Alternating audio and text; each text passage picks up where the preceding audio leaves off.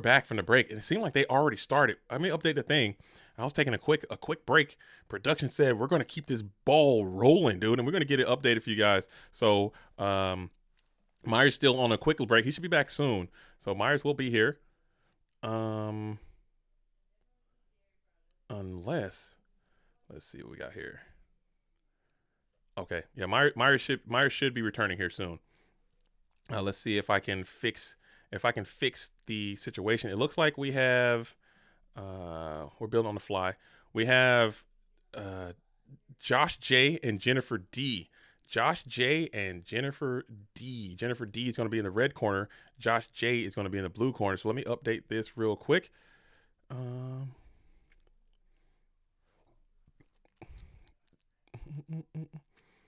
Just give me 1 second. Josh J. Looks like.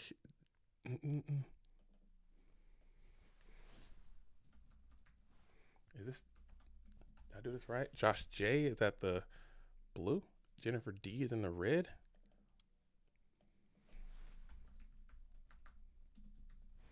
I think I did that right. All right. Cool.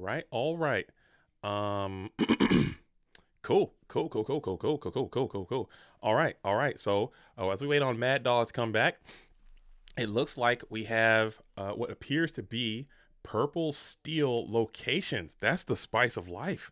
The spice is in the 5th round of this Swiss tournament, as we got purple steel locations versus Ruby Am. I believe I have everything labeled correctly. I believe we're on our way. I think everything is back, as the Mad Dog has returned. They jumped in on us, Mad Dog. They just started, dude. We took a they just completely started. We got another hat change. I love it. We got Bucky's now, so we're going with the squirrel. I think it's a squirrel. But I love it. And they said we're all gas, no brakes. No brakes for them. I took a quick break, and they're like red purple versus purple steel location, it looks like. Wow. All right. So I like that. A little bit of spice as you jumped out to so just catch up the action. We have Maui versus locations. Is always going to be a dream. That dude can just feast on these little bitty locations. As you got this Captain Hook who's up, and you're going to spam 2 locations here. You'll go for the spell book, Sorcerer spell book. Man, look at that. We're bringing it way back.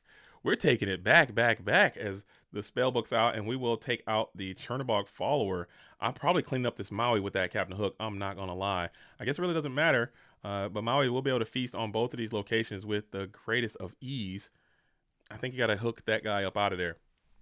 And now you can take out a location and quest. So I'm not feeling it. Not gonna lie, the Bayou really isn't doing much. You can also take down the Bayou if you want.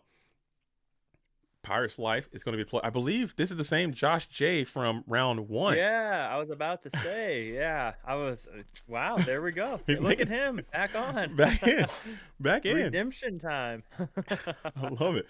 And I was like, what are the odds we see 2 red-purple burn players? Very low. Okay.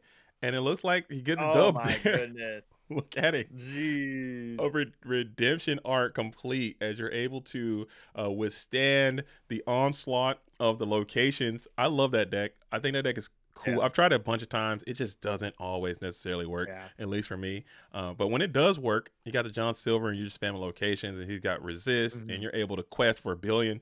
It feels good, but it might be a bit slow. And with those Maui's up, he just feasts on those things so easily, because they're all like super low willpower locations most of the time. So still, it's vibe. We miss a little bit. I mean, I feel like I missed the whole game. We basically did. My mother-in-law made these homemade. She's visiting right now. Bless her heart. For anyone that's from the South, you know what that really means. She made these homemade hand pies. This is a blueberry hand pie, and look at that. I already ate a cherry one. It is really good. What exactly is a hand pie? What makes a pie a hand pie? It is, I think it's croissant. It's a breading, and then inside is pie filling. Ah, This okay. one blueberry, the last one cherry pie filling, and then they fold like the dough on top of each other, and Okay. then they put a cinnamon sugar glaze on top. I think I know what you're talking So about. I think they have. Sorry. I think they have like those like Edmonds used to make those too, like the little. I know, like kind of like a rolled deal. I think. yeah, yeah. I mean, it looks kind of like a the McDonald's Yeah. apple Yeah. Yeah. pie Yeah. Yeah. Yeah. thing. Same energy. Just this is 1,000 times better. Okay. So really, she's a phenomenal baker. She actually owns a cheesecake business where she makes her own cheesecakes. So, and everything. Like she's making my wife a baklava cheesecake for her birthday. So, Yeah. yeah, I'm not very nice. dude. Honestly, I'm like because probably because the ingredients are like more natural too. Mm-hmm. It's probably not like as toxic for you. I think. So that's probably why it just Yeah. tastes better, Okay. just because it's more natural for you. Oh yeah. As we'll go ahead and put And it's out the ball here into the fairy ship, so ball can actually double tap the fairy ship, take it down. You will gain some residual lore in the process, and you might lose your ball here. So you have to challenge or put something out to contest this turnabout, and that can do just that, probably better than anything you could imagine. As Calgoon hits the board to ward off this turnabout challenge onto the fairy ship. As we'll go ahead see here. and lose the goof and then play the Flynn Rider, who's not going to get any type of value on his trigger. Yeah. Now I think we see a Sizu in hand, so that will probably see some value. A little bit Mm-hmm. of a slower start though compared to what I think I missed last set, but Oh, oh boy, I hope he doesn't see a John Silver. oh, Oh boy. I think honestly, if yeah, you probably would put if you had the John Silver in hand, you probably would take your turn 3 play to put up the John Silver, and then your turn 4 And play then play the location locations. spam, and then you could quest for 1 billion. But Hmm. so that's probably indicating that maybe you don't have the John Silver in hand, or maybe you have to draw it. As now this Madam Man Fox is going to be able to come on in and take down the Bayou. It's only at Take 3. a second to read Or it. we can Yep. go. He's like, We'll go after the fairy ship. yeah, very nice. All right, and then And now it seems just like we going to quest. interesting. No, he hits Very. 2 into the bayou as well, just trying to clear those locations. So yeah, if you did have that John Silver, you definitely would have much rather have put the John Silver down and then spam those locations because you really didn't get much value from those locations. As we keep sending more, so Oh maybe you didn't boy, have it.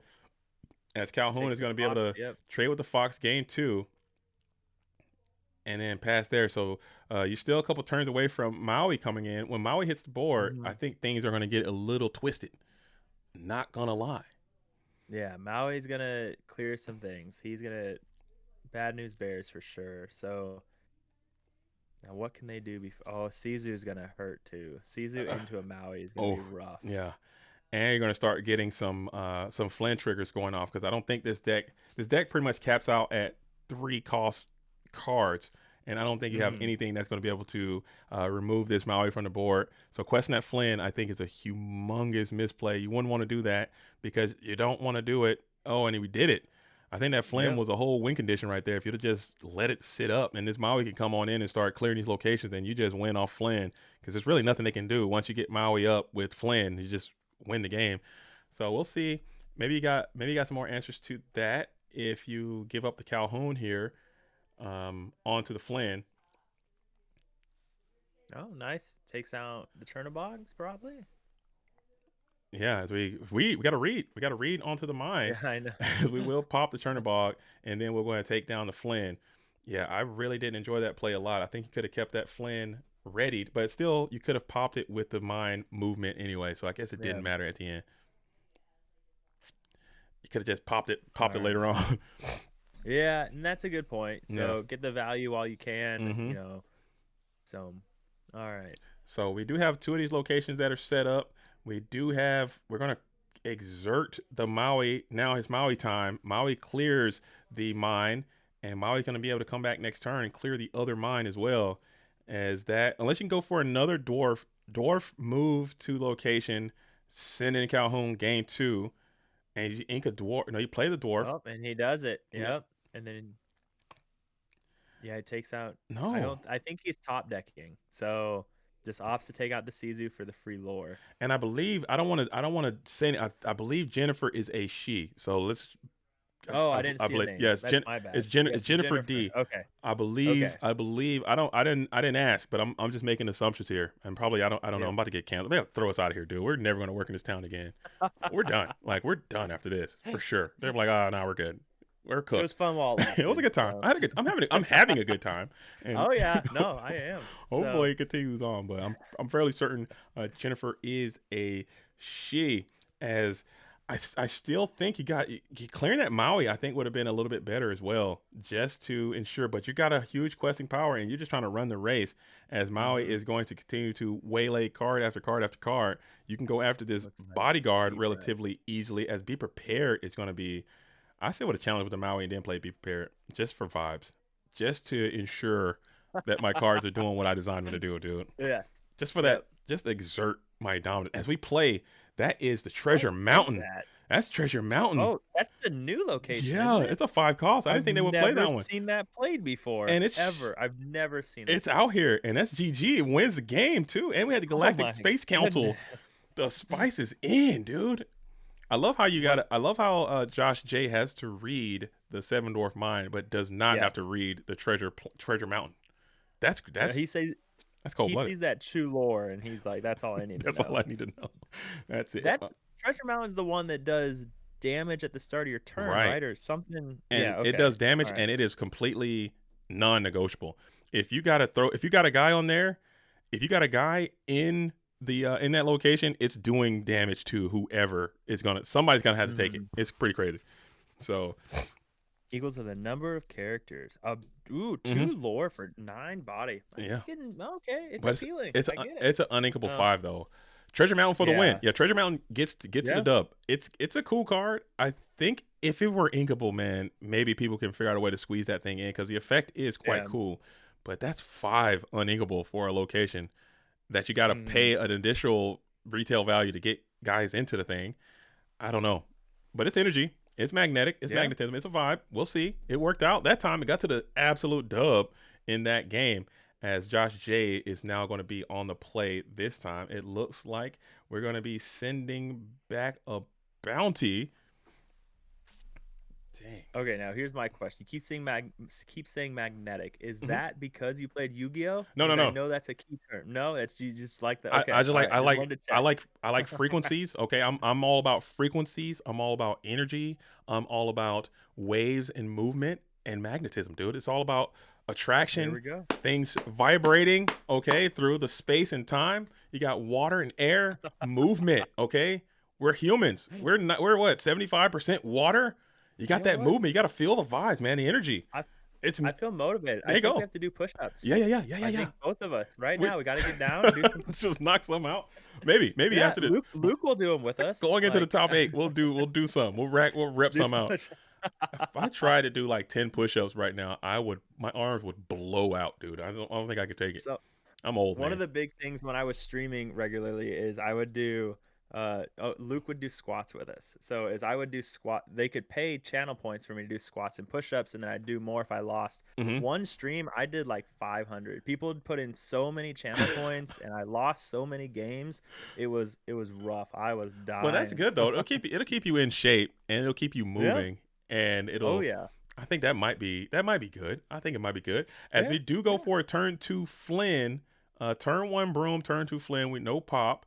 And you need a Calhoun here again. Are you good enough to get to a turn 2 Calhoun, or is this Flynn going to go in Sano mode? Ink and play the goon. Do you have it? Ink and Baboon. Oh, Baboon will do it. Yeah, that'll get it done. Who needs Calhoun, right? Who needs Calhoun when you're Steel? Let's go. It worked out. Yep. As we'll ink the Sisu though to go for the Fox, just a 1 hit, the fairy shit. So you did get 1 lore out of it, but that just feels so bad. That does not feel cash money at all. And I haven't seen a single John Silver as you're continuing to throw more locations out here just to give up card advantage. I don't like the approach. I'm not gonna lie. I think that might be something that you're gonna look back at and be like, why did I do that? Because you gotta save those things. Even if you have to take a down tempo play or take a turn off, let's get the John Silver established because you're just really just giving up cards. Granted, you're protecting yourself from giving up lore, but that's literally just a neg card right there. Yeah. Yeah, no, that's and then he easily just clears the mine next turn. Yeah. But at the same time, if that's your only play, like I mean, do you really just pass your turn and do nothing? Like, I mean, you might have to ink and yeah, pass and just quest. They'll quest heavy, but at least you'll give yourself the opportunity to play John Silver, and then John Silver can tank a whole character if you just go location, location, location. As Jennifer's continues to spam location onto the board, I just maybe it might work. I don't know. They might be way more in tune with this deck. yeah, Possibly. I'm not sure. As it looks like we have two more locations, and you are slowing Josh down a little bit, but I don't know if and you get to the Maui as well. Yeah, this thing is just cooked. Yep, This is absolutely over. Yeah, there's really not. Yep, This game's the over. eggs are Yeah. boiled. Yeah. Oh man. Yeah, this game is over. That's You can't go neg 4 cards and expect to have a winning position in any format of Lorcana. It's just not a thing that I expect. Yeah. So I think this one might just be overcooked, but still, it's a vibe though. I like the tenacity showing up with some location deck. I haven't seen the John Silver. He's been hiding in the deck, so it just didn't work out. And I think Jennifer might be permanently stun locked here at 4 lores or 4 ink. So it's pretty much all that she wrote as you just quest. The row was not questing the fox, probably keeping that in reserve just in case more locations come down. And you got the shark up. Yeah, this game is absolutely cooked. Yeah. Completely stir fried. I don't think there's a way out now. That's pretty rough. But I agree. Like playing a location deck, like I have no luck with location decks. It's actually a running joke at my locals because right after I think it was Vegas, someone made day 2 with the 28 location Amber Steel list. I played it on stream the next day and I just could not get anything. I lost like 4 games in a row with it. And then so they bring it up all the time now. Like it was just rough how I just could not get anything going. So Okay, so we're going to try to board fight a little bit, just putting out some bodyguards, and both of these guys can just get Maui'd with the greatest of ease because I think they have 0 too in the stats. That's even worse. And it looks like we're going to pay. We're going to take out the other bodyguard, and we'll quest for 1. So Shark really hasn't done too much damage, but questing for 1 and you just up so many cards and your board is just so bulky, man. And you just got all the tempo, all the momentum, and you put out just keep feeding locations. It's broken here as well. I mean, another half shark. And it's gone. So that's another neg, and then we're gonna quest for 2. Yeah. Jeez. And we're just gonna keep sending them out. I mean, I don't even know what you do. I don't know what. How do you? I guess you're kind of slowing them down a little bit with each card you play, but it's just gonna keep sending them and keep questing. So incrementally, 2 by 2, 2 by 2, and just keeps. Oh my goodness! So you're bricked. God. Oh, maybe that's what happened. Holy crap! That is just you got triple. I mean, you can play 1 or 2. You can't play 4 of these things. Oh my goodness! This is just 3. Oh my goodness! Just throw in the towel. Gathering knowledge means 5-4. More locations are just coming. That's a fireball. Like, I mean, GG's. So unfortunate draws coming in from Jennifer's side of the field, but that just went about as bad as you could have ever wanted a match to go. And that might be some rebuttal there for Josh J, because he was on the other side of a straight up freaking tomahawk missile earlier in the tournament. So a little bit of rebuttal and able to put someone else into the blender, I think has to feel quite good. So we'll get Josh to come by, and we'll see if we can get the standings. We can show the standings to you guys as we're going to be going into the top 8 here after maybe a break, maybe no break. I'm not leaving this time because I left last time and they completely the production just kept going, dude. They just said we're not stopping. You guys are stopping. You guys need to wake up, dude. Get a bucket or something. We're going. All right. I've got my hand pie. I'm golden. I'm All right. I I'm good gave the now. wife a hug. She's good for like 4 hours. Okay, yeah, we're rock solid. I went there and saw the fam a little bit. I ate a little. I wasn't even gone that long. I just went to use the I know. bathroom, got a little bagel, came back, and they're already game number one. It's over. They're like, okay, you guys we're leaving. We're done. I said I'm leaving. They I don't care if you're they leaving. were cooking. All right. Oh, sorry. My bad. I keep showing, keep going into the dojo right quick and showing production, and I don't want to make sure that we're gonna be ready to go. So fantastic match again. I think that the Ruby and Burn might have done enough to make it into the top 8. We'll have to get production. Maybe they can send us the standings. We can share those standings over to the stream with you guys, and you guys can see what we're cooking, here, and see what these players are gonna be doing out here. And then we'll get the interview. We'll get Josh to come by. We can talk about some of their performance. Yeah, we can talk about how he felt on game 1 of Swiss versus match 5 of Swiss. So Okay. All right, guys, I have Josh here. Yo, okay, let's get Josh. Let me switch the cam over so we can get Josh into the booth. Yo, what is up, Josh? What is up, Josh? What is up, Josh? Congratulations on your victory, man. I believe you've done enough to potentially make it into the top 8. I haven't seen the standings yet, but I'm sure you can clarify that. Playing this very interesting Ruby Amethyst Burn. A lot of people thought that deck was dead. You said, nah, it's not dead. You guys are dead, and you brought it to this event. Why did you do that, and what about this deck speaks to you to play the Ruby Am Burn variety of deck? Well, I was expecting a lot of green-blue at this particular event. And I know this deck can squeeze out some wins with the Chromicon and all the burn. Just, they can't deal with cards in my hands, if I'm drawing them on my turn. So it's also fairly good into the red-blue matchup. So yeah, it just draws a little bit into other aggro decks. And usually at these type of events, there's not a whole lot of those. So Okay. Yeah. So can you just talk about, because you were featured twice on the stream today, can you just talk about the juxtaposition between your first round versus your last round, and how complete counter opposite those matches were, and how you managed to negotiate the obstacles and stay strong and keep going? Absolutely. Yeah, green steel is not the greatest matchup because they're drawing cards on their turn, and one of my only main draws is the Chromicon. So I'm also giving them more cards on my turn. So eventually they're going to see the answers, as you saw Dale did with the Pete's and the Prince Johns. We had a good time. It was a lot of fun. He drew the nuts in the first game. It is what it is. So yeah. Second game locations, that's what I have the Foxes and the Mauis for. So as long as I can get some characters on the board to bounce, I'm fine managing that. Yeah, it felt insurmountable there for your opponent. Again, shout out to Jennifer. I think she did everything she could, but Maui versus those locations and the Foxes, especially the uninkable ones, there's really not much you can do. You just got to kind of keep feeding those to your opponent, and it was just a tightening of the screw, and eventually she was going to run out of cards, and you would just kind of quest out for a victory. Mario, I know you got some questions. You got some questions for Josh here about that match. We didn't get to see all of it because we started a little soon, but we did get to see the end of game number 1 and then all of game number 2, and I thought it was pretty clean. Yeah, no, it was super clean. Like we stepped away for a minute, grabbed some food, hugged the family, and then we came back, and you pretty much already won game 1. We're like, we're casters, hi. But you said something really interesting. You said you expected a lot of green blue. Is that popular at your guys' locals? Yeah, so Diego Sa's level 9001. He's made that deck very, very popular, and obviously through Forbidden Mountain people and others. So a lot of the people here, at least at our locals, it can pop up from time to time and surprise you. And so I wanted to be able to have a decent answer into that.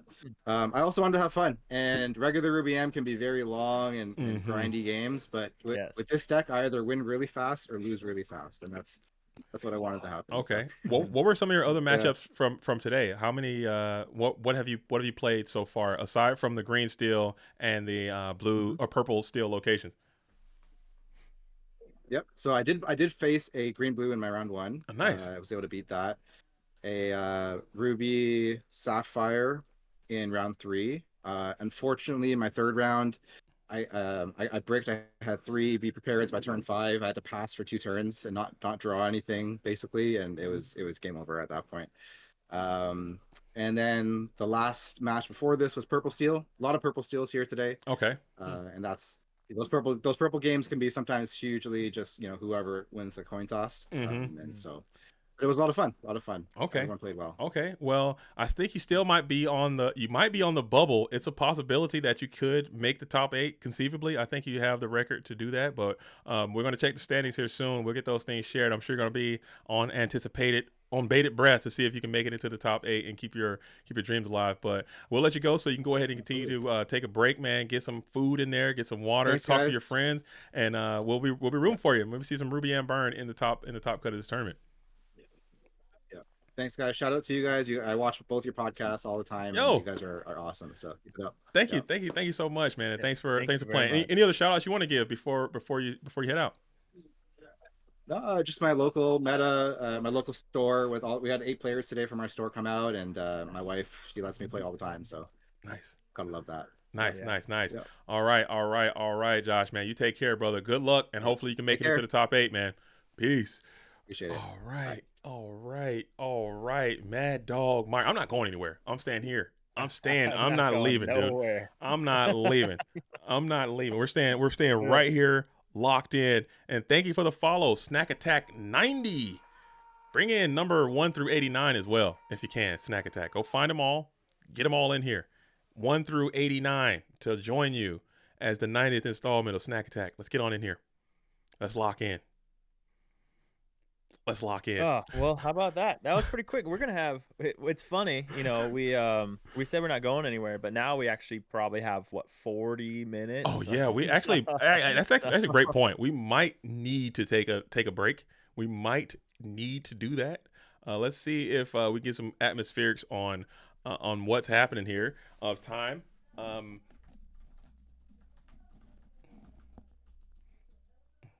that went by super quick.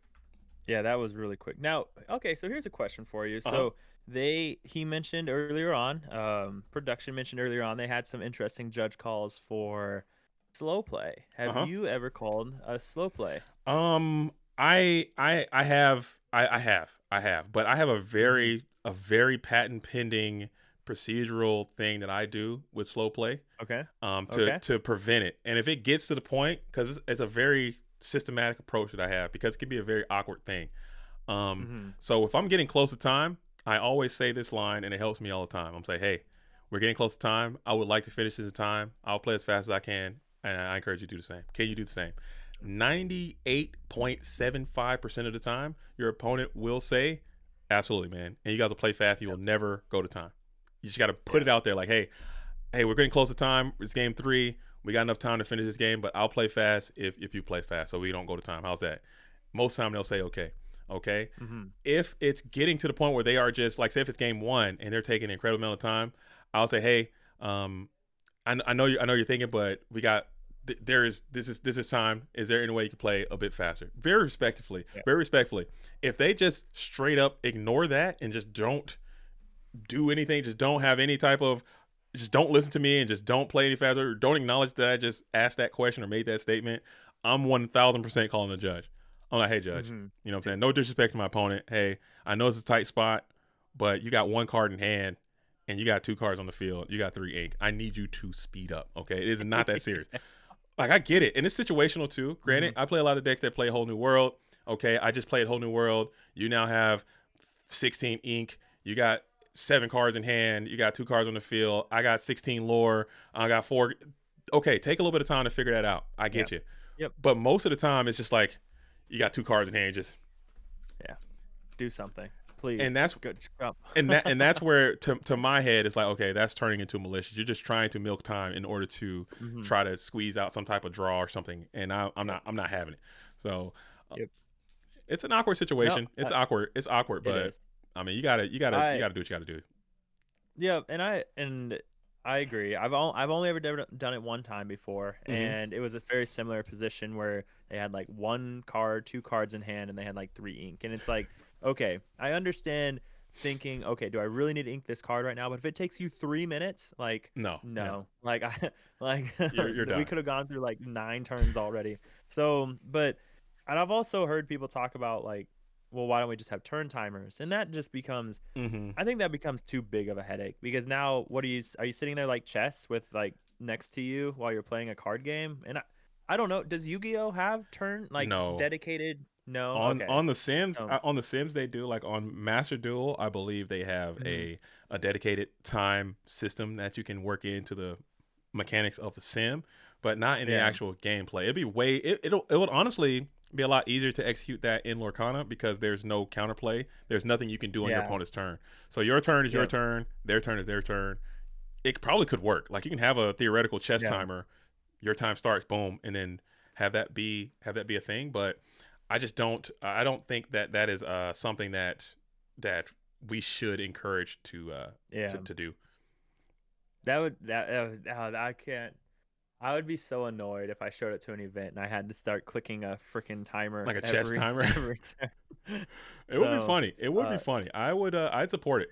I'd support it. yeah, it would be interesting. Like imagine showing up to a DLC and then you see all these chess timers on the table, and God forbid someone acts like picks one up, and then you sit down and you don't even have a chess timer there, and now you're having, oh goodness, Oh, like it would be interesting. So, but that'd yeah, be funny. Yeah, oh yeah, yeah, there is time. I guess your opponent would have to, like, if you one of them brings a great point, like if you play like Hypnotize or something, they would have to think there, so you can like hit it, send it back to them, and then now they think, and then they hit it back to you. yeah, But I think that's probably like one of the only kind of interactions that we could have. But yeah. I think it'd be fun. It'd be a funny video. We should try that for YouTube or something. That'd Yeah, be funny. just Like a just chess, play a game like a like that where you speed have, chess, like a speed chess. yeah, Like have it. That could be funny if done correctly. I think that could be a yeah. quite funny Because little. I think, and I'm probably way wrong because I'm an awful chess player and I don't play a lot of it, but I Mhm. think there's like different timers. Like there's 1 minute chess and Yep. 3 minute chess, and I got like so we could do bullet. different speed games. Hmm. Yeah, bullet. So Lorcana Blitz. Yeah, Yeah, I blitz. I think I think we're onto something. That could be good. Maybe we need to be developers. I would watch that. I would watch that, and I think that could be a thing. I think that could be a thing, like Yeah, Speed Lorcana yeah. as a little side event. You got Pack Rush, put Speed Lorcana, and like have people just Could you play the same imagine? game but just super fast.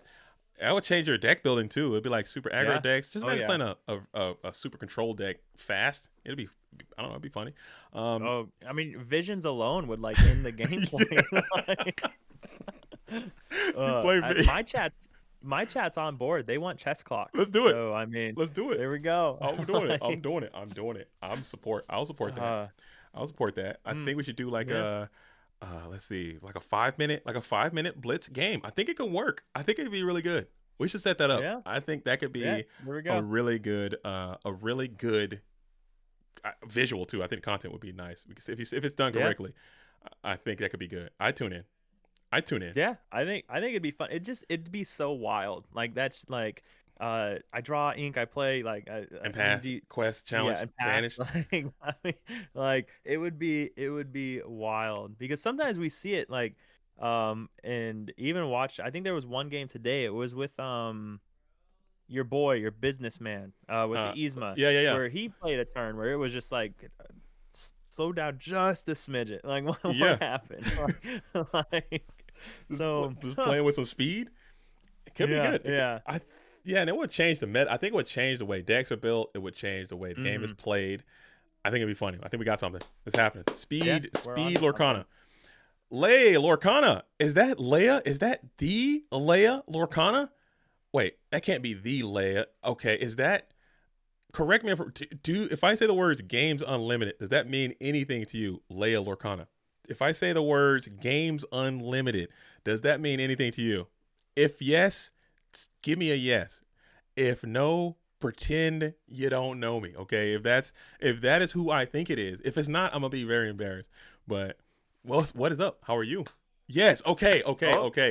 Congratulations on your marriage. I'm doxing everybody in the chat today. That's I late. know. Jeez Louise. I'm doxing everybody. Dude, if you come into the chat, you're getting doxed right away.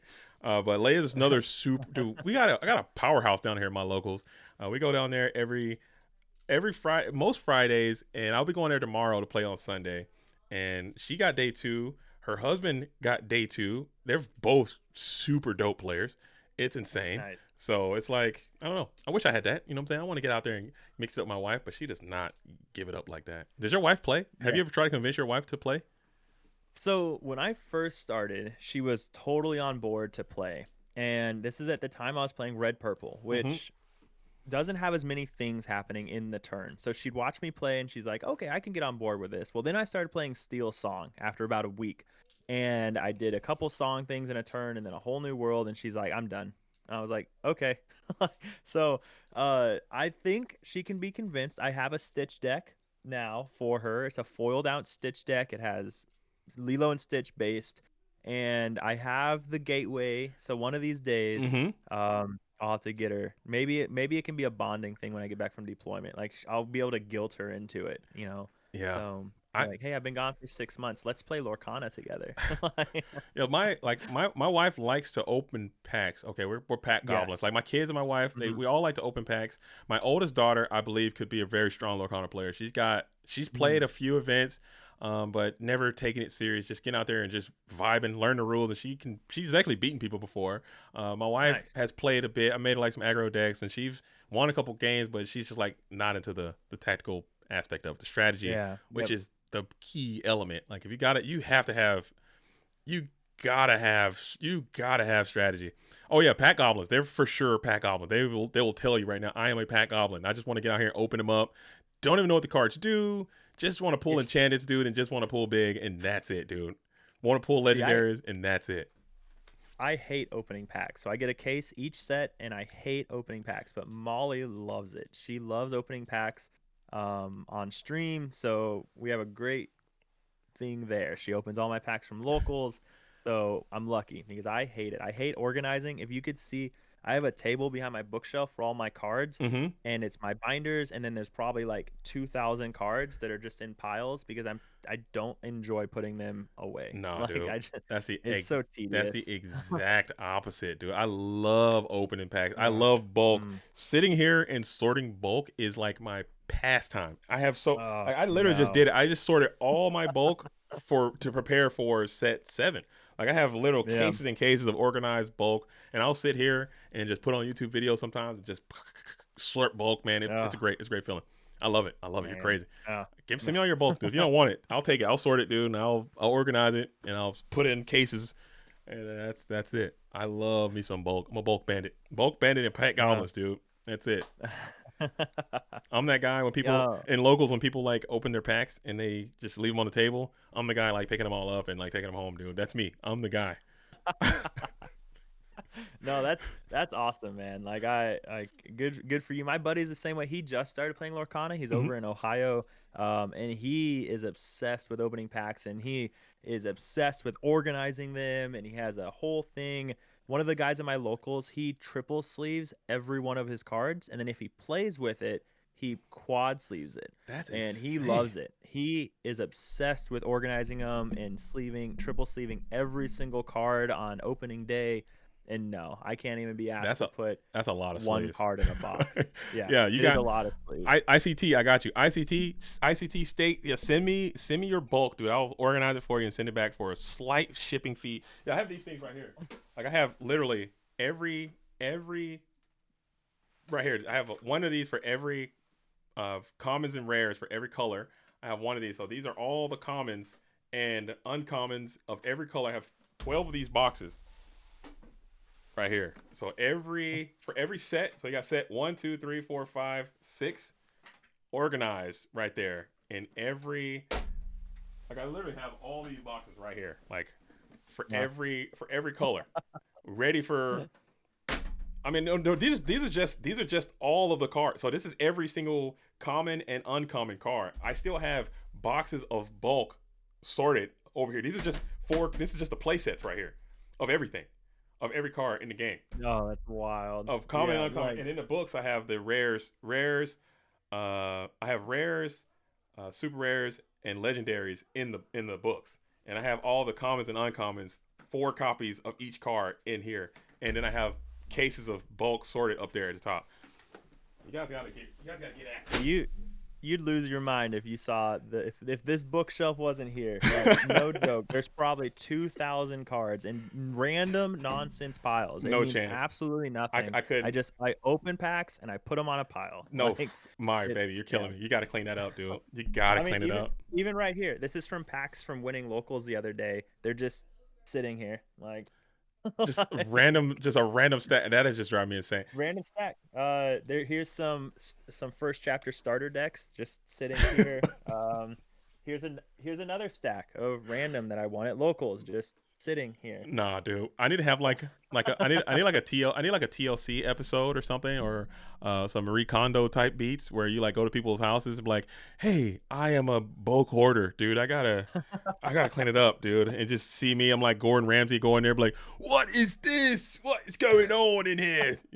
Like, I don't know, JD. It got out of hand. Man, I'm a hoarder, man. My desk is completely covered. I can't do anything. That'd be a pretty funny skit too. Oh my god, that'd be quite funny.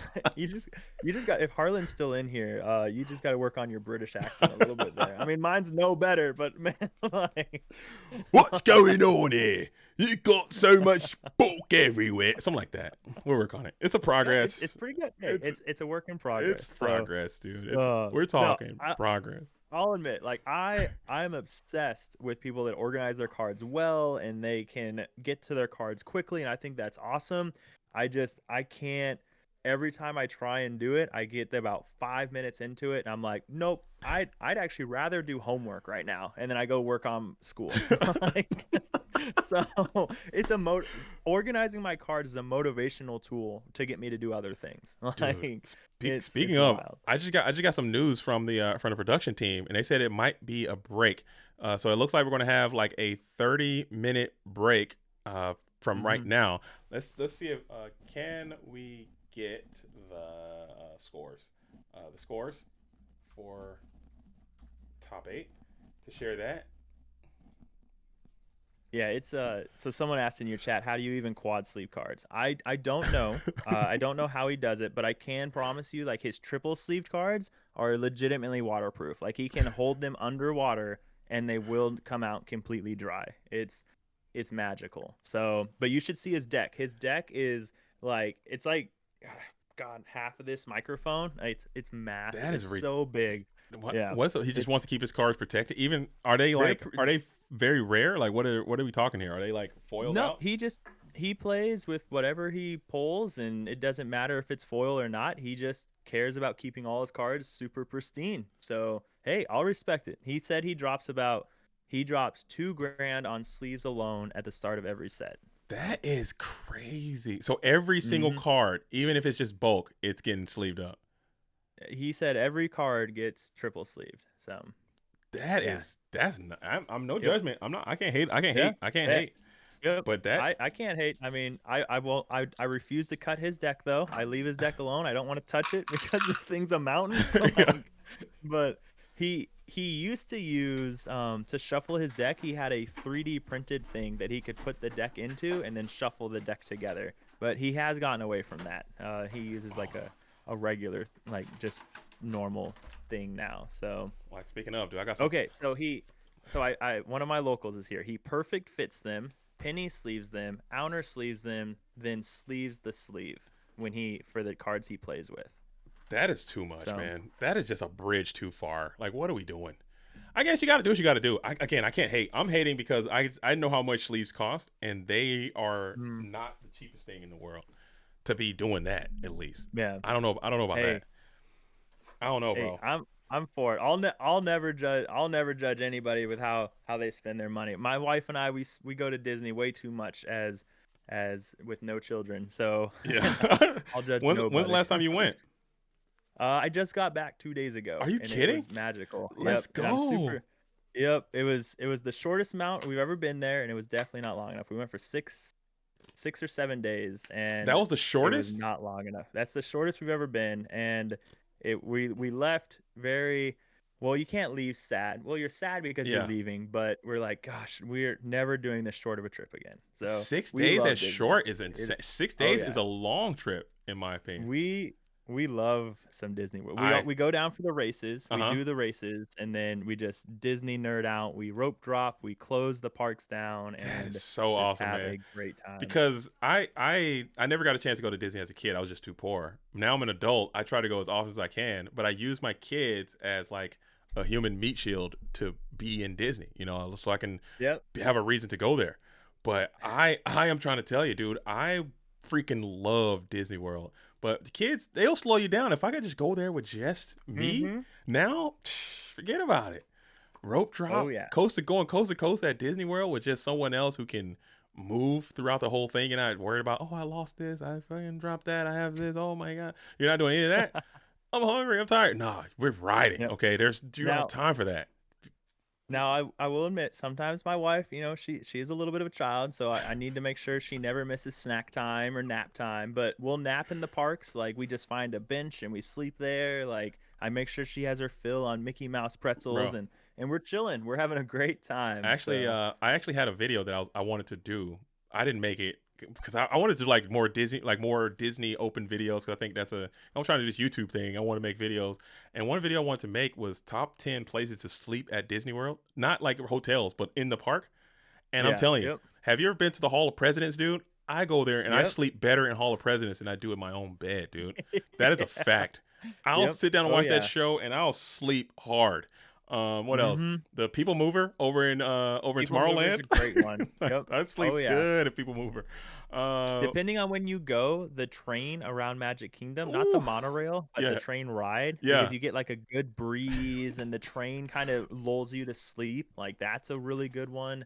So we made the mistake one time of falling asleep on the grass, and I don't burn, but Molly burned. She was a lobster. Like, no, we can't do that. No, you gotta have shade and cover. A sleeper though. Since you go to Disney a lot, I'll share this with you. This is my sleeper. Okay, over at the Speedway, there's a Speedway. When you exit the Speedway, the racetrack area over in Tomorrowland, you have like this little overhead thing where you can sit down and watch people race around the thing. Bro, you can sit there, and I'm telling you, there's a nice little gust of breeze that comes through there. It's shade. No one's there. You can lay down on that thing if you want and sleep for an hour if you want it. It is so good. It's so 10 out of 10. So this is 10 out of 10 conversation that needs to be had. Like, where can you sleep without leaving the parks? Like, you got to. Like, if you're rope dropping, and that adrenaline dump that you get from all the anticipation and hype that's at Disney, and you're eating good, and the sun is out, you're going to be fatigued, bro. You're going to be tired, and you're talking going rope drop to a park close. If you're trying to go rope drop all the way to Fantasmic, that's like 12 hours. You're going to be exhausted, and you're walking for 13, 14, 15 miles sometimes. You're going to be super duper tired. You better find a place to refit and get some sleep, dude. And those. So on half marathon day, we did 60,000 steps. So just over with the race and then walking around. What park did we go? I think we went to Animal Kingdom that day. No, Hollywood Studios that day. So it was good. It was great. And the thing is, like, you don't even like you end up going back. You like walked a half marathon, 13.1 miles. And you don't even, it's like at the same time, you're just like, all right, I'm ready to go again, because Disney magic, magic. You're fed by Diet Cokes and Mickey pretzels. Like, and going to Epcot, dude, and going to Epcot and walking the loop. I love Disney World, man. You don't gotta sell me. I'm a Disney guy. I'm a huge. I'll go to Disney. Give me a reason to go to Disney World, and I'll go. Like, they're talking, World's gonna be at Disney World. They say that World is open and you can just go. I'm 1,000% going to plan a Disney World trip around that, and 100%. If I was here, I would be there without a doubt. Like, that's all it takes. Molly and I, just any excuse to go.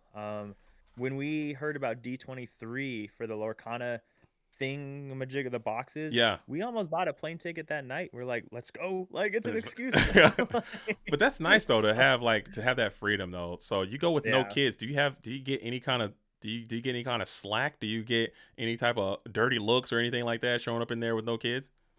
No, not really. But when we mention it, sometimes people will leave comments, especially if I mention it online. People will leave comments about, how I can't believe an adult is going to Disney World without a kid. It's like, I can't imagine going to Disney World with a kid. So it's both sides of the coin there. No, it's good. It's good. It's good though, man, because again, for me, you guys, we already had this conversation a couple times here on this stream. Like, I am super not afraid, but I don't want people to look at me and be like, oh, well, look at this guy doing. Why is this grown man standing in line to meet Rapunzel? I want to meet Rapunzel because I want Rapunzel to sign my card. You know what I'm saying? So exactly. I have my Lorcana cards in Disney, and I'm like, I want Rapunzel to sign his card, so I need to meet Rapunzel. But looking for me, I got my daughters, and I'm literally, hey guys, we're gonna meet Rapunzel. Are you serious? I don't want to do that. No, we got to do it. Come on in here. Oh, okay, fine. And I'm dragging them to come in just so they can be like my cloak. So I'm like, yeah, I got my daughters here. They want to see Rapunzel. Yeah, blah, blah, blah. Oh yeah, by the way, Rapunzel, nice to meet you. Huge fan. Can you sign it? You know, that's my whole thing. And it's so no, and so people are judging me right now in my most recent video. So I got I took my cards with me, and I got my I got a promo Stitch from the set champs. I didn't get to. I wasn't playing at the time, so I bought this one. I'll admit it. Okay, no wrong with that. And I got it signed by Stitch at Ohana. And some people are pretty judgmental about that. Like, how could you deface a $350 card? And it's like, no, man, because it's cooler now. Yeah, like, I mean, come on. The last time I went to Disney, I made it my mission to get as many signatures from as many characters as possible. I have so many. Like, I have them all the princesses. Awesome. I got Stitch. I got Peter Pan. I got Olaf. I got everybody. And I have the video. I kind of need to make that into a video too, because I did shoot like little snippets of me getting it done. And sometimes, at least when I did it, this was back in the summer. Sometimes like the characters, unless they're just really good at acting, it could just be acting. But I would feel as if they were a breakout of character, like, oh wow, I've never seen this before. Wow, where'd you get this from? Like this is really cool. And it'd be like Jasmine and all the princesses and stuff. So I'm a nerd with it. I'll roll with it. But I couldn't imagine building up the courage to go do it without my meat shield of children being there to be in line to make it, because people are just gonna assume that it's them going to see it and not me. You know, like, oh, look at these guys, look at what they're doing. I'm just here. Oh, by the way, I'm actually the reason why, because they don't really care. Yeah, they're they got I will admit, asking them to sign, like, knowing what I was doing, that was a little bit of a different feeling, like being a grown man going up to this, this grown woman playing Jasmine and being like, hey, will you sign my whole new worlds? But it is an interesting feeling. I did want to get my DLC Rapunzel signed. That was like my Stitch was my number one, and I got that, thankfully. But unfortunately, they had Cinderella and Tiana, not Cinderella and Rapunzel. So no Rapunzel, sadly. But that's okay. That's fine. I got my Stitch. I got some Whole New Worlds signed by Jasmine. I got the cards signed that I could, and I'm thrilled about it. So I'm gonna see if I can find all these cards now we're talking about. We got a little bit of time. So we're just kind of vibing, guys. The tournament is you're not missing any action right now. We're just waiting. They took another break, and there was a swift 2-0, so you guys know how that goes. So there's a long lull, so we're just kind of sitting here vibing, talking about Disney and hanging out. So if you're a Disney nerd and you get your stuff signed at parks, let us know. Send some pics. All right, let's see. I'm gonna go through my book and see if I can find as many as I can real quick, because I got quite a few. Oh, here's my Rapunzel right here. I got my Rapunzel. I got the Rapunzel done. You know what I'm saying? I got the Rapunzel. I got the Rapunzel going. I got the Cinderella.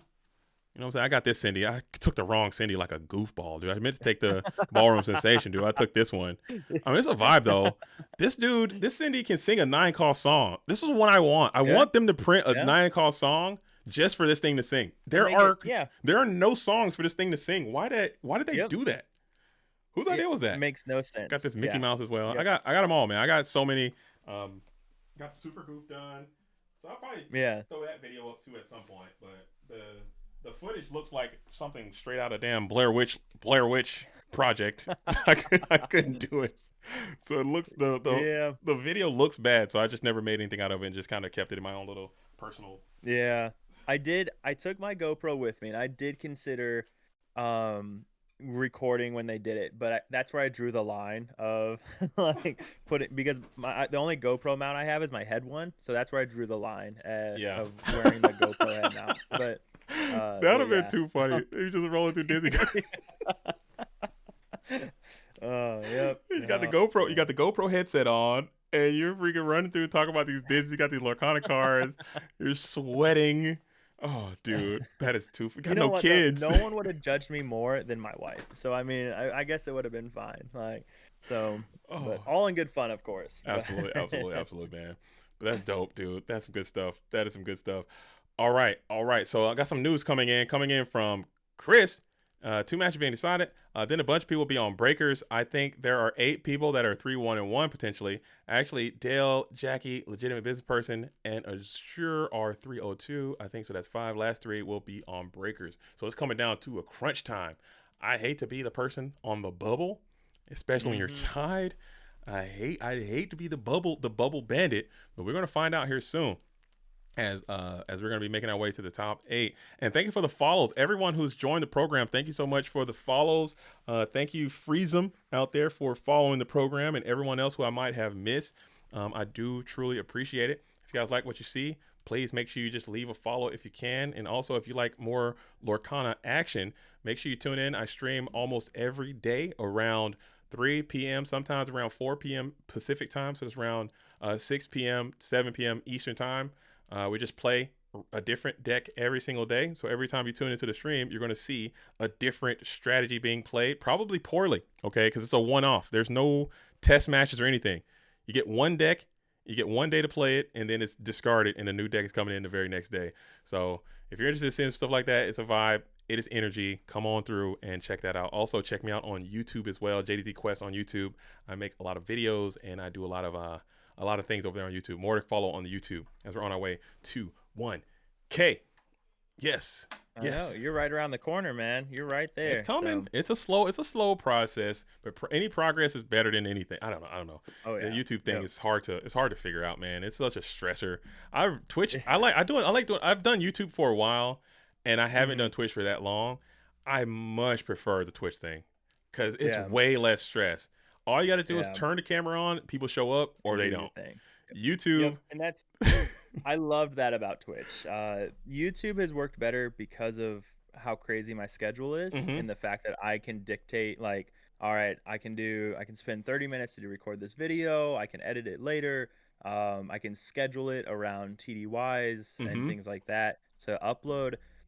But I found Twitch, just turning the camera on, playing the game, was a lot of fun and way simpler than having to edit videos and absolutely all of that. It's not even about, for me, it's not even about the editing the videos and it's like the fact that you upload the thing and like maybe no one watches it, or maybe people don't like it, or maybe you know, it doesn't get the traction you feel like, especially if it's a video that, oh dude, I really like that video, I thought it was really good personally, this is one of my favorite videos, and then it just doesn't take off, or people didn't, analytically you can see it on the thing how many people didn't like it, how many people didn't watch it, when they didn't. It's just such a like mental health tax. I'm like, I don't want to do that. I would I'd much rather just turn the Twitch on. If it's me and 2 other people in Twitch and we're rocking and rolling, I'm having a good time, they're having a good time, totally worth the time. Whereas in YouTube, you might spend, I don't know, sometimes you spend a week working on a video, you put it out, no one watches it, and it's just like, oh well, I guess what's the point? No, that was something recently. I was talking to a bunch of guys over in the flower farm at JD. They've been extremely helpful, but you know, I was just talking about like, man, I don't know what happened with this video. Like I was seeing like 1,000 views per video, and then this one video that I was like really happy with just tanked. Like it got like 200 views in the first like 2 days, and I'm just like, what in the world just happened? Like I'm like diving. I was like, maybe it was the time I posted. Maybe it was. And they're just like, sometimes it just happens. Like, I mean, it's like, well, I don't like it.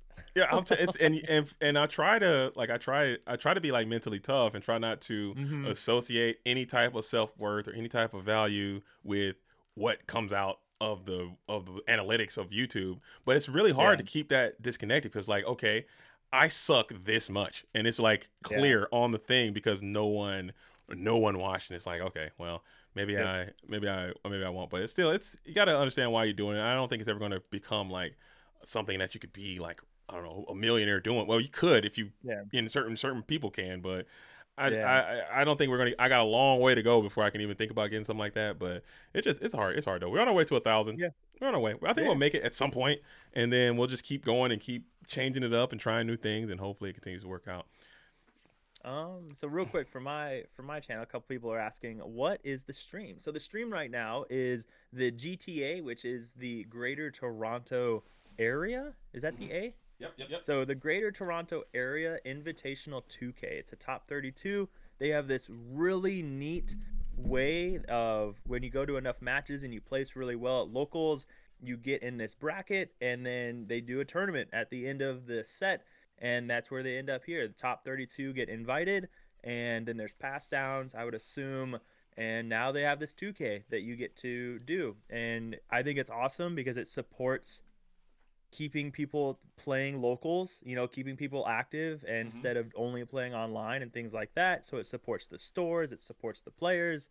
But yeah, that's what this is. This is the Greater Toronto Area Top 32 2K Invitational over in, well, Toronto. So there you go. Thanks for asking. So sorry, I got this bait. no, you're good, man. So, but yeah, what do you think about, like, when I heard about this idea, I thought it was awesome. Like, it's something people have talked about doing something similar in my locals, and I'm always trying to do things to keep people playing. Like, I'm hosting a kids tournament tomorrow, actually, where I'm putting 2 enchanteds up for first and second from my own binder, just nice. to get the kids out, because not all the kids are Bradley, right? Who's going out and winning 7 of 8 store championships, and so I just wanted them to feel like, play against only each other and win some enchanteds, that they get to pick what they win, because I'm gonna put out my binder and say pick one out of like about 8 of them, and then the adults, we're gonna do a multiplayer tournament on the side just for funsies.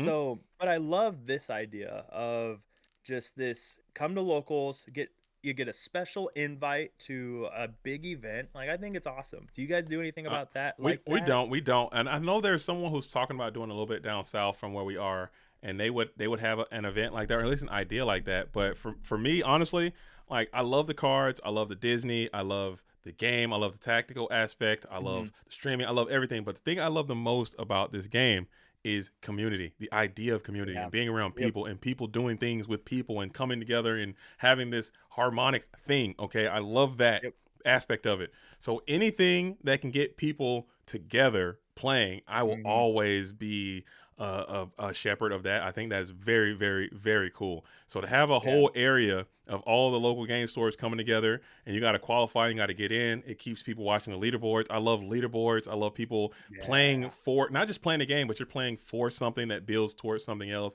And now if you win, you're the best player in your region. When I played Yu-Gi-Oh back in the day, they had that, like, a regional tournament, and you had like a regional list of players, like, oh, this is the best person in Georgia, this is the best person in Florida.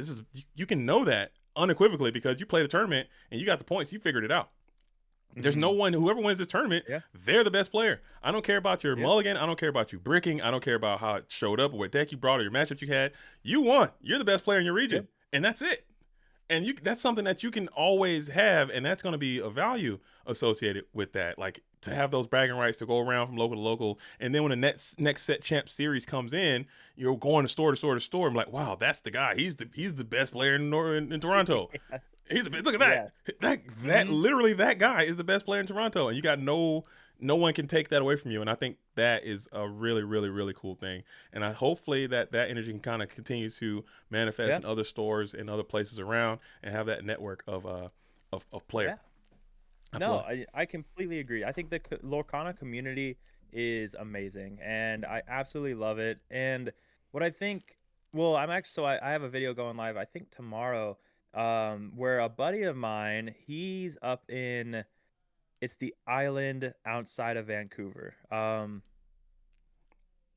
I don't know what it's called. I'm sure someone will, but it's right outside Vancouver. It's an island over there. But he went to like an anime convention, and he hosted a Learn to Play Lorcana at the convention. He bought 50 starter decks and then taught people how to play at the convention with the starter decks. And I was like, that is so freaking cool. Like, that is top notch. That is awesome that you are willing, and people loved it. Like, he had a bunch of people show up to play, and now they have a bigger Lorcana community, and it's just awesome to see. So I love seeing when people will go out of their way to build the community that is already super awesome. And like, I love it. And it's so funny you mention that, because that's something that happens all the time. There are so many people, even in the Discord spaces and like the judge community, there are a lot of people who aren't, there's not like a lot of incentives. There's not a lot of financial incentives or any type of prize associated. People are just doing it purely on passion.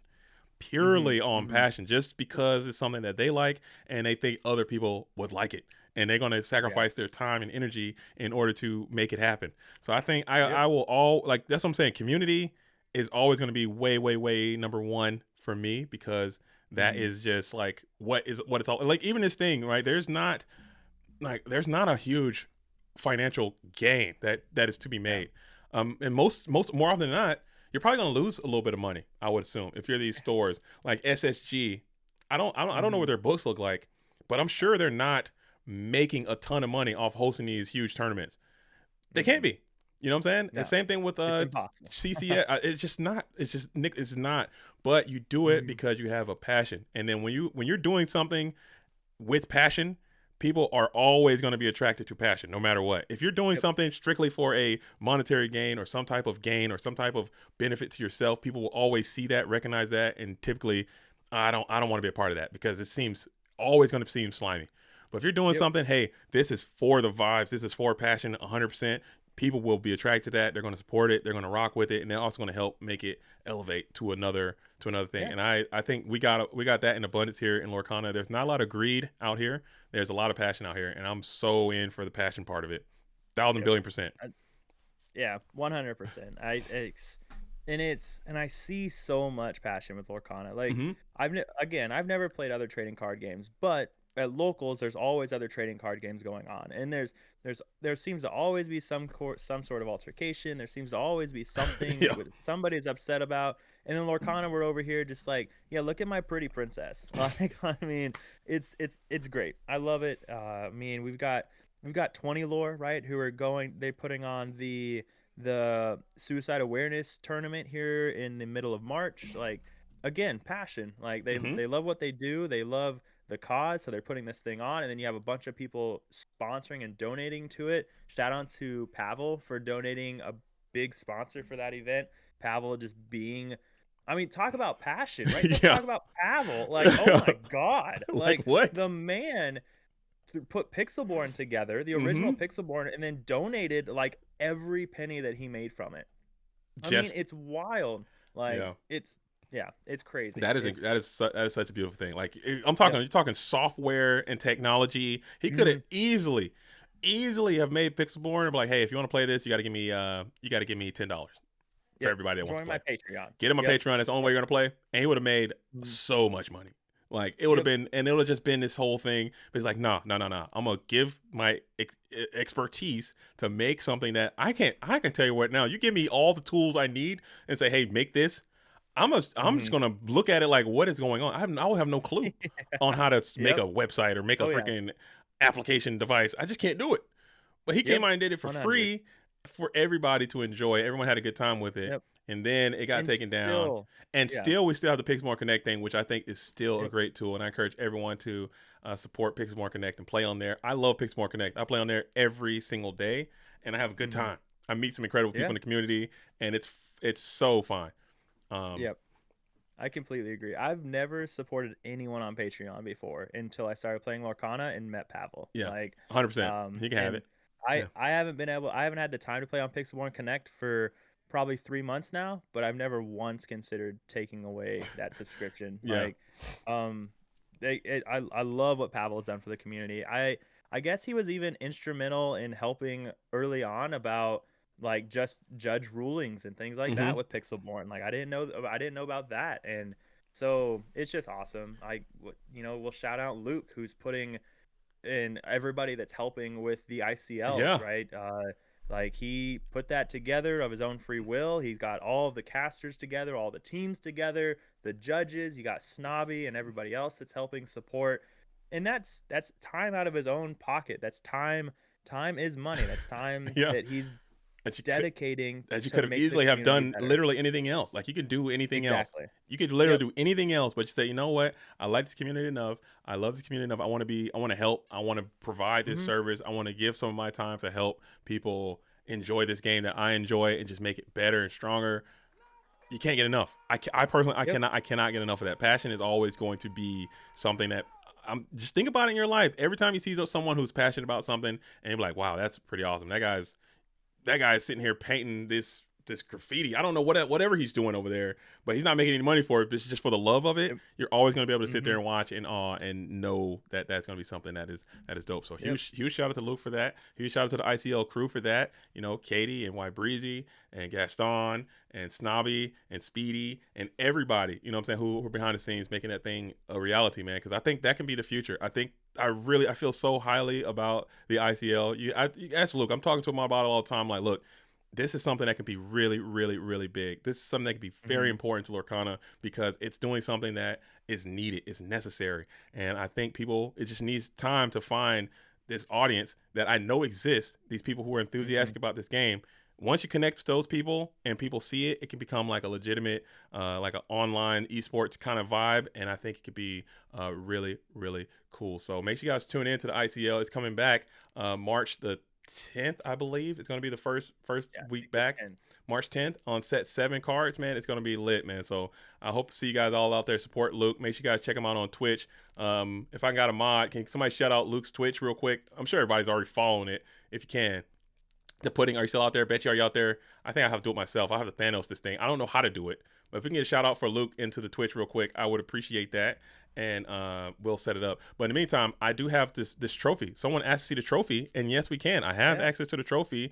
So I'll show this to you guys. Here is the trophy that's going home to first place along with that champion mat right there. Got this lion head trophy. That looks cool, man. I like that. It's beautiful. One of the members of the Flower Farm actually printed that. So did they? We're pretty excited about that one. So what do I do with it? It is beautiful. Oh, let me see. How do I get that back up there? There it is. Okay, there it is. It's nice. It's 3D printed. It looks cool. It's very unique. It's a 1 of 1, and that mat, it looks awesome too. I love that. Shout out to, I believe Twin Moons is going to be the people who are responsible for that mat. I believe it looks great. And also, it's not even about the trophy. It's not about the money. It's not about the mat. I'm serious. There is a glory. As crazy as it sounds, there is glory. There is tradition and honor and fame that to be number 1, to have the title, to be the best. There is something about this. You gotta understand. You gotta understand that there are people who are very competitive that play this game. And there's only one number 1, no matter what. There's only one person that can be in first place. And that is what people want. And these very competitive people. There are some casual people. There are some social people who just play for the vibes, like myself. I'm a very vibrational player. If I win, great. If not, great. There are some people like, no, we're going for the number 1 spot. And I'll meet you there. If you get in my way, I'm knocking you down. And I like that energy too. I just feel like we just need to have some Fort Minor in the background, right? Like it's like just jamming out, and it's 100%. It's remember the name, right? Like that's in the back of my head. As soon as you start saying that, that's all that started going off. What is it like?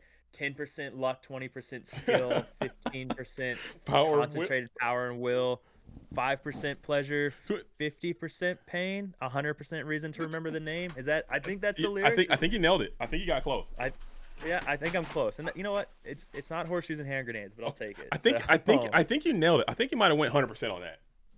I think you nailed it. Like remember that? Yeah. Is that a reason to remember my name? I hope so, because I won't be winning no GTA Invitational. So maybe if you move, you got to move to the area though. You got to be there. And you got to defend the title too. You got to defend the throne.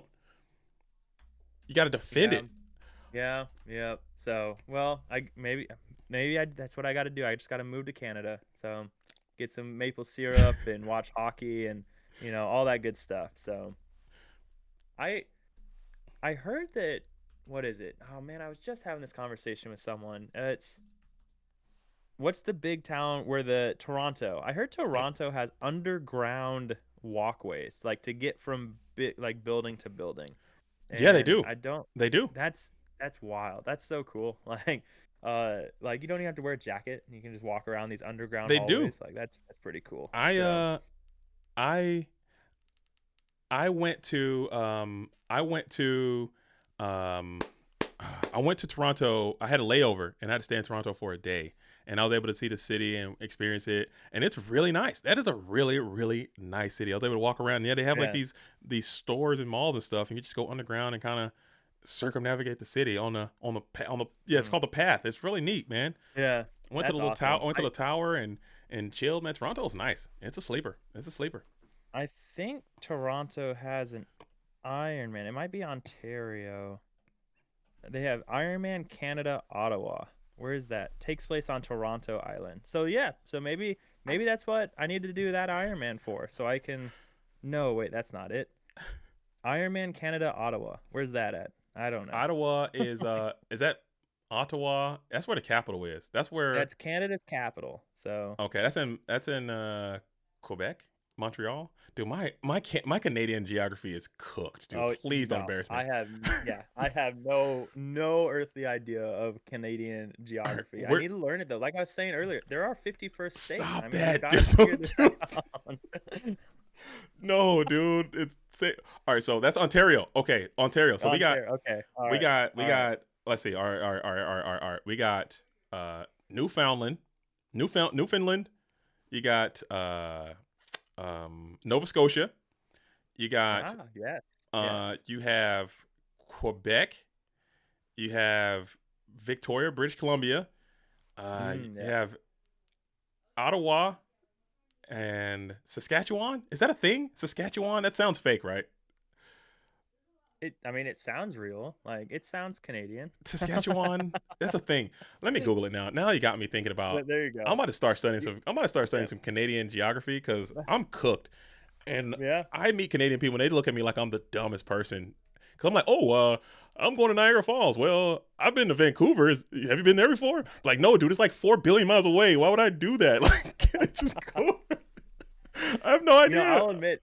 So when I PCS'd from when the military moved me from Anchorage to Offutt in Nebraska, I drove down, and there are some places in up northern Canada that you see. I think on like day 2 I didn't see a single car on the interstate or highway or whatever it's called. But my first hotel stop, for the military, listen, I only drove 8 hours, but 19 hours in, my first hotel stop. I walked in to get my key, which was in a bar, and they're like, here's your room, whatever. And I was like, sweet, where's the key? And they're like, it's in the room. And I was like, in the room? And they're like, yeah, it's in the room. And I was like, oh, that's weird. And sure enough, the key to the room was in the room, which I thought was interesting. And then I sat down on the bed, and I was like, geez, this is a rough mattress. I mean, whatever, I'm tired, but God, this is rough. And I look at it. It was just a piece of plywood with a comforter on it, and then another comforter to keep me warm. And I was like, what in the world? Dude, you're staying in a flop house, dude. That's not a hotel. You need to get out of here. You're lucky you didn't get chainsaw murdered. You're lucky you didn't wake up in the bathtub missing a few vital organs. You could have got cooked. That sounds very dangerous. Okay. I wanted to sleep in my car, but I had my puppy with me, and when I stopped for the night, my puppy thought that was playtime, so I couldn't sleep in the car. So Gotcha. That's what led me to getting this hotel room. But I bet the only people they see are like those two drunk to drive home from the bar. But even then, I can't imagine they have to drive too far from the bar. It was pretty up there north, like, so. Okay. That was my first experience of Canada. You could have been cooked vigorously. Yeah, I've been to Canada. I've been to Vancouver multiple times. I love Vancouver. I've been up there several times. I've been to Toronto once, just on that time. I've only had just on that layover. I stayed in Toronto for a day. And that's really it, man. And I would like to go back and try it out again. I like Vancouver a lot, but it's basically Seattle. Like, literally, but just Canadian Seattle. That's all it is. It's literally no change, dude. Except for the money. Yeah. You want it looks exactly the same. It feels the same. Vancouver, British Columbia. I went up to the Olympics, the Olympic Park they have up there too. The Winter Olympics Park. Just some sightseeing. It's pretty cool. All right, I missed Alberta. That's the one. Alberta. There is a Saskatchewan. There we go. And a Manitoba. I missed that one too. Manitoba. I never knew Manitoba. Are they cooking out there in Manitoba? What's happening there? Well, I don't know about Manitoba, but we saw a lore counter go down. So we might be playing a game soon. So, is it about to happen? Did we make it? I don't know. We might have made it. So thanks everyone for listening to episode 2 of the podcast while we wait on the match to come in. We covered some serious ground there. We went to Disney, to Canada, to getting your organs almost stolen.